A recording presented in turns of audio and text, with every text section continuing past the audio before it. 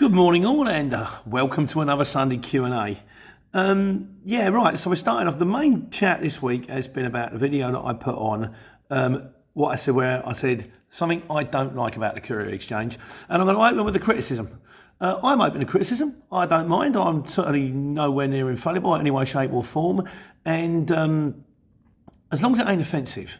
I've had to delete a couple, but that's in like the entire history I've had to delete a couple. But if somebody wants to criticise me in a constructive way, that's fine. So Scouse Dennis, your comment, kind of sweary, go on Pete, he didn't say come on, he said, ooh, maybe it's me. You're in their pocket, mate, and you know it.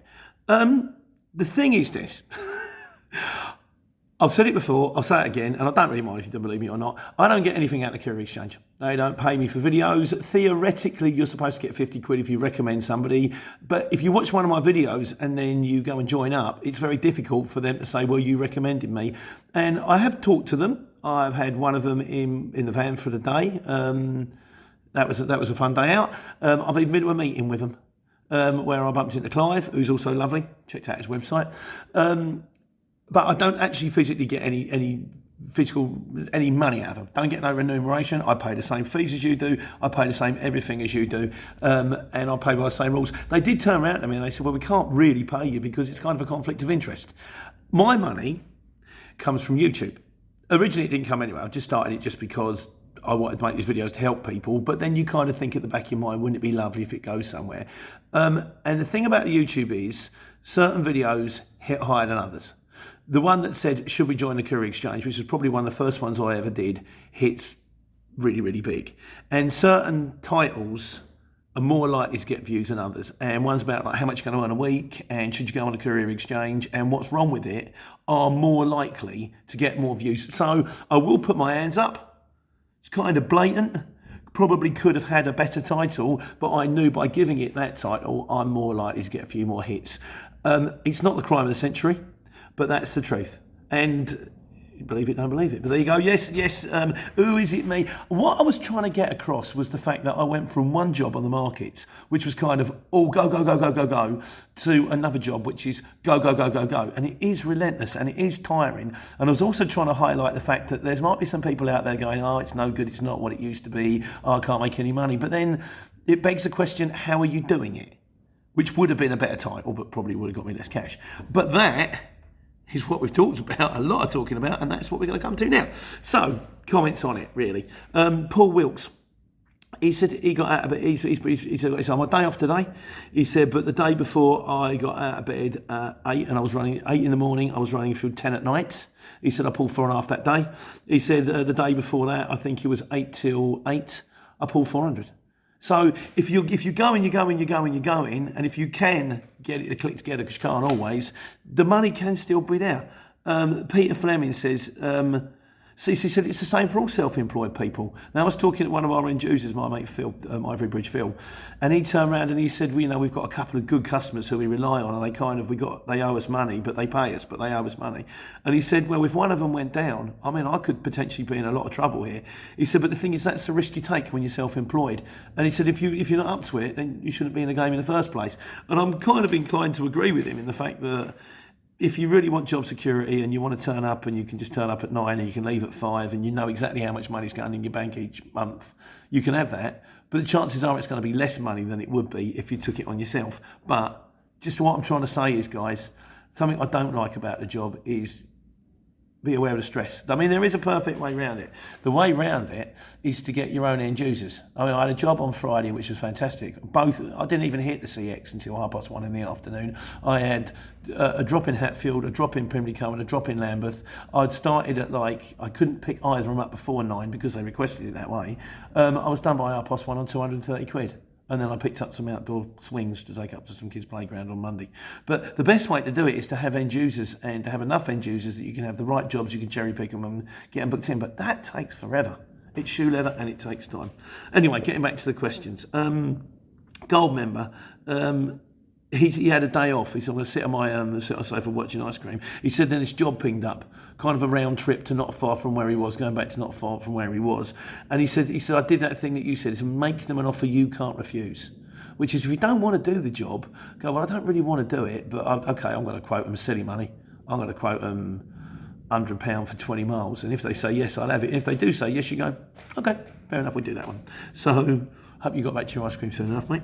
Mark Lackland said he does that kind of thing because everyone does it differently. You are free to do it however you like. He says, I do one job a day, tramping. He says, I presume it's probably a distance. So probably you might go, well, I'm going to get London to Leeds today. Then I'll have a rest, and then I can sit there and I can pick my jobs, and then the next day I might get Leeds to Cardiff. I mean, that's a doable one. Yeah, you know, everyone does it differently. You do it your own way. That's something I do like about it. At least you get a bit of freedom.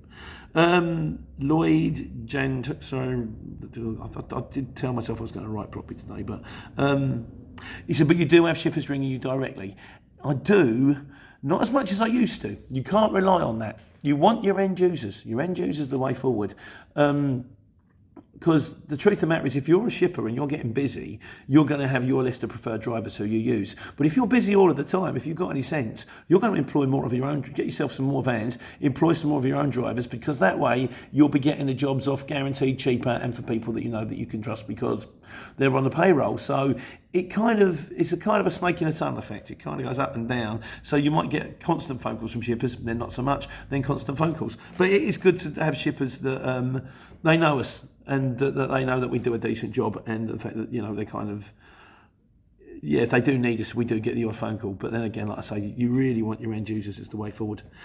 Big T says, the CX is for winners. He said, you can't just sit in your cab watching videos and eating chips. No, you're quite right. In fairness, if I haven't got a job, I get the van prepped, because I have to go and get the van. It's like 5 minutes away from my house in storage, in like secure compound. Then I come home and I sit there on my phone, and I don't turn the radio on. I don't, maybe if the kitchen needs doing it, I do the dishwasher or something like that. But I just sit there on my phone and I look and look and look until I get a job. And if you do it within 15, 20 minutes, it's lovely. If it takes an hour and a half, it's dispiriting. Again, this is what I'm trying to say. It's relentless, and it can be soul destroying at times. When you're sitting there, you look at your watch and go, "Oh, it's 10 o'clock now, and I still haven't got a job." Start pacing up and down the front, looking out the window and all that kind of stuff. But then a job will always come. So this is why I want end users. I have to keep doing this sort of chasing around for work thing. Gary John Baker, hello mate. He says, I'm surprised with the way you said that job you did, because I had a lay-in, didn't I? The 9 o'clock one. He said, I'm surprised you didn't fit a crafty 8 a.m. job in. The thing is with that one, Gary, and I kind of have done it before, again, they're end user jobs, and they pay good money, and these ones I don't want to mess up. So for the sake of maybe fitting a job in, unless I could get, I did it the other day for doing the air conditioning for Mitsubishi, and it was pick up at 6 in the morning, and it was dropping in Northampton, and I'm thinking, I can get that off. I can have that off by 9 o'clock, and if they don't need, and the next one didn't need me till 10:30, got all the time in the world. Yeah. Then they were resurfacing the whole of the road that was going through Bovingdon. I made it at 10:30, but I made it on 10:30. So, it's that taking the job beforehand. If the job you got after it's an important one, sometimes it's not worth the risk, I think. And he also turns around and he says about the fact, he says, thanks for the videos. He said, I think they help people that don't know what they're doing. He said, maybe established drivers don't like me giving out the information. Maybe some don't. I think some do, though. There are some people out there that comment that actually have been in the game a long time, and they go, well done you. It's people are people at the end of the day, so I'm not out to hurt anybody. I'm not out to carve anybody up. I'm just out here just saying it like it is. I hope it helps. That's kind of the size of things, really. Daniel Davis, he said he started his own business, and he's using the CX, I think, for backloads, which is entirely what it should be used for. It was a backload platform, and this will probably get its own video, in fairness. We'll come back to that one later. Ron White says, right, this is interesting. I like this, mate. He says, I've been listening to you, and he says, and as a result of which, he said, I've decided not to join the CX. He said, but thanks very much. I'm going to carry on watching the videos. That makes me feel great. He said, no offence. I mean, mate, none taken. This is what I'm doing. I'm trying to tell you what it is as what it is. And it's relentless, and it's full on, and it's hard, and you've got to be on it all the time. You get a job, right, when's the next one going to be? When's the one for tomorrow morning? When's the one for the morning? If you want to make money, that's kind of what you have to do. Or, if you're just in it for pocket money, like the Uncle Alberts, if you just want to get out of the house and drive a small van delivering stuff for BMW and just do a job or two a day, and you get pocket money and keeps you out from under her feet, that's good too. Everybody does it their own way. But I'm really pleased that you've decided that it's not for you, I wouldn't want anybody to do it that wasn't, like, you know. So I hope you make the right decision. If you ever change your mind, we know where we are. We know where the videos are anyway. YouTube. What's his name? Danny Richardson. Uses the CX, helps pay for fuel. Danny, I think I'm going to do a video on this. Someone else started talking about that, so we will. And Gareth Vickers. He says, ignore the haters. Sharing life. This is on a different video. Sharing life experience is the best teacher. Well, that's what I do, and I hope it helps. I genuinely do. But yeah, anyone who is watching this stuff and he's thinking of joining the CX and he's thinking it's just going to be a doddle and you're just going to like go out there in your van and come home with like, you know, £1,000 in your pocket every day. It's not. If it was, we'd all be doing it. And I keep saying it's not a magic wand. You get out what you put in, and it is on the go all the time. The one thing I do like about it, I said this to the wife just this afternoon. By the way, I record these videos on Saturday now, so that you get them Sunday mornings. It takes so long to upload it, and it also means that I get to write on Sunday morning, which is something that I've been putting off for a long time. So yeah, I said to the wife this afternoon, I told her when, what was I talking about? Yeah, I get weekends off. There's not a lot of jobs at weekends. You can run at weekends if you want to. It's kind of, there's much more during the week. I feel like a normal human being. I'm a son of a market trader. I've been going to markets weekends since I was 5. Up until about 18 months ago. Now I feel like a normal person. I get a Friday feeling. I get the long dark tea time on the long dark tea time of the soul on Sunday afternoon. But it's nice to spend the weekends with the family, I've got to say. That's one thing I do like about it. Anyway, there are things I don't. The Small Fleet app, because we're now on, like, we've got, you know, drivers, all the jobs ping up all over the place. There's things that, I wish it was less money. Hey, we all wish it was less money. But on the whole, I'm happy with it. What's not to like? If you break it down, like, you know, on a weekly basis, it's all good. Right, miscellaneous. These are the other questions. Gareth Vickers. Oh, I love this. You know, I said about the fact that you can get yourself a laminated bit of A4 that says on urgent delivery or on delivery, and you can put that in a cab. He said, when I was working for like the Uber Eats and stuff like that, he said, I've got a whiteboard, an A4 whiteboard with a pen. And if I was delivering, I'd quickly scribble where I was and my phone number and stick it in the, stick it on a dashboard. I was straight on Amazon with that one. £2.97 on Amazon will buy you a whiteboard with 2 magnets and a pen that attaches to it, magnetic pen. Coming Tuesday. Like that. Thanks very much, Gareth. Martin Chamber. He's moving back from Sweden, and also Miriam Alves. Where's the best place to move to be if you want to CX? Guys, video on its own. I'll get back to you on that one. Joy rang me during the week. She read the book. Thanks, Joy. I really appreciate that. And we had a little chat and stuff like that. Nice lady. She'd like to get into career. She used to drive Rolls Royces for the, like a chauffeur, and she'd kind of like to get back into driving. She's 70 now. She's around. Well, I think I'm not allowed to say that. I'm not allowed to say that. Although she's in the older generation, but that's the new 50 now. And if you can do it, get out there and do it. Nothing's stopping you back. Harry Boscher said, what to do if a job comes in with more than one drop? On the app. Mate, you're getting your own video. I think that's important. It won't take long to explain, but I think it's important because I think it should be out there, because I think that's something that people should know about. So cheers for raising the question. Severblux, he did say the name twice. He said, how can I talk to you? Mate, you can phone me. My telephone number is 07970 723 884. Please don't ring me. Please ring between 8 and 5 Monday to Friday, because otherwise I'm home. Or as Clive rang me, I love Clive. He rang me at 7 o'clock in the morning on Friday, and he says, this guy I met at the CX meeting, that one meeting I went to where they just talk to owner drivers and go, what can we do to make it better? And he says, I rang you so early. He says, because I know you're always up early anyway. The day before, he could have rung me at 3:30. I was delivering milk bowls. And then he turned around and I said, I was awake anyway, Clive, I was awake. He said, well, I'm not actually on a job till 9. And then he went, oh yeah, I saw your video yesterday. You said you had a lay-in. As it was fine. It's always nice to speak to him. His website's looking good. Good luck with it, mate. Crack on. Echo Logistics. Yeah, a bed in a van. He said, what about getting a bed in the van? And Willie MG, what about a sleeper pod? I'm not kind of the guy to talk to this one. I'm not really the tramping thing. I did have a mate of mine called Ken, who I haven't spoken to for ages. I've got to ring him.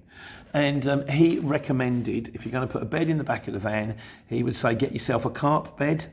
Get like the 8-leg version rather than the 6-leg version. He said they're available. It's like, when you go bivouac night fishing, that kind of thing. So one of these beds, you put it together, you go click, click, click, click, click. Sling the mattress on there, and you can get a heater and all that kind of stuff. I mean, you can spend a lot of money getting your Luton converted into a sleeper pod. You can spend like £1,500. I've never seen the point, personally, in the fact that you've got this huge area in the back of your van you can sleep in, and you decide to sleep in a small bit up there. Just stick a mattress up there. Why would you spend £1,500? But I don't know what I'm talking about. And I'm sure there are a lot of people out there that are tramping, looking at this going, yeah, it's not as simple as that, Pete. So any advice that you've got that I can pass on to these guys, please let me know in the comments, and I'll move it on next week, or I'll do a video on it or something like that. But all I do know is if you want to do it on the cheap, I mean, I bought a hammock. I've never had to use it because I've never tramped. I haven't been tramping since, sort of kind of thing, when I was up in Scotland. But you can get a cart bed. You get this cart bed, you whack it together, get yourself a heater, get yourself a stove, a nice duvet, blankets, sleeping bag, that kind of stuff. You've got a large area in the back of your van if you're empty to sleep in anyway, ain't you? So there we go. Right, Hong Kong Fooey, he said, and Danny Richardson, both mentioned the idea of how Hotshots get snapped up at back low rates. You guys, I'm doing stars all over the shop today. Get your own video. Yeah, this is something that's driving Al absolutely mad. He said, why is it that backload, I mean, the whole of the CX is kind of created as a backload platform anyway. So why is it they're thinking, well, it gets to 4 o'clock, I can have the jobs at half. They're backload prices already. So you get this like discount on discount. You wouldn't do it in Tesco's, would you? So, well, I'm going to sit here and we'll work on a tills for £8.50 an hour up until 2 o'clock, and then after 2 o'clock you can have it for £4.50 an hour because I'm sitting there anyway. But this is more for shippers than anyone. That may get its own video, or I might just have done it then. And also, Danny asked, I think it was Danny who said, third-party software invoicing. Do you have to use the invoicing on the CX? No, you don't. You can just do everything up to POD, and you can do all your invoices separate. If you've got Sage, if you've got QuickBooks or whatever, you can. If you want to run it separately, want to create your own accounts, you can. Although I have to say, it is very efficient and it is very good. So, another thing I like about the CX there. Not something I don't like about the CX. It could actually be me. Trap Country. He said, would you like to be YouTube friends? Absolutely. I've absolutely no idea what a YouTube friend is or how to go about doing it. But yeah, if you like, I don't mind. Tom J.H. Page, he would like, I think he watches the videos. He said, I think he likes the idea of the CX, but he's working for Ocado. He's 18 years old. He ain't going to get no van. He said, I can't get van insurance at this age. Mate, my cousin works for Ocado. They're okay. You know, they'll give you an idea of what it's like to be a transport, and maybe when the time comes, jump on. If you don't know how to join, there's a video somewhere down there to tell you how to do it. Mr. 1992 legend, I said, can you put me in touch with your factoring company? My factoring company is called Skipton's. If you say that, you were referred to us from Van Gogh Couriers or Pete the Courier Driver, they might give us I think they give us a hamper, they give us a kickback. But once again, never seen it. It's great, everyone is getting this stuff, not me. But yeah, just Google it, Skipton's. They're probably about the best out there. They don't do credit control, which in retrospect is probably a good thing, and they're probably the lowest rate. They're about 2.5%, so just Google it. Stephen Campbell. He points out the fact that I must have said somewhere in my video that Notting Hill was in the congestion zone. It's not in the congestion zone. And he said, and then of course, and then goes on to explain the difference between the ULEZ and the LEZ. Now, I was speaking to Ray. Hello, mate. How you doing? And he said, you should do a video. I am going, once again, it's a star. That's 4 videos. I'm backing these up. Do a video on the ULEZ, the LEZ, and also the crossings, Dartford crossing. The best thing is the auto pay, but we'll come on to that. I'll do a little bit. I'll even maybe find the phone numbers rather than to Google it. Might be more useful, mightn't it? And also, Steve, thanks very much for the advice with the O licence. It's gone over there at the moment. Maybe we'll get into it one day. At the moment, we're kind of more focused on the idea of getting more end users just to make life easier. Supergross says, what's the earliest you can deliver into the centre of London? You can deliver into London 24 hours a day. Some roads close at certain times. You know, like there's a road behind Hamleys in Soho, which you can only drive down before 10 o'clock and after 4 o'clock. But if you get one of these roads, then you kind of have to put it somewhere else or explain to them and say, look, I'm down at the end of the road. If you want it, you're going to have to come and get it because I can't drive down. Or just ring the shipper and sort things out. But no, I've dropped off in London at 2 o'clock in the morning. I've done Houndsditch around, you know, and if the money's right, if they want to pay you, like, say, 1.5, you get it on the night before, drive into centre. And the other thing about the centre of London at 2 o'clock in the morning is there's no cars. It's kind of fun. It's like being in a video game. Driving around looking at all the sites. No traffic. Bit dark, but, you know, it's got streetlights. Yes, and that's kind of it. Because this thing, the Sunday Q&A, if I missed your question, I'm ever so sorry. I think that's pretty much covered it. The final word, I like this, goes to RK. Hello, mate. And he turned around and said, you know, I said I couldn't remember the artist, the one who painted my favourite view of the South Bank, and then it came to me. And he said, yeah, take care, take money. Money? I liked it. Enjoy your Sunday, guys. Speak to you soon.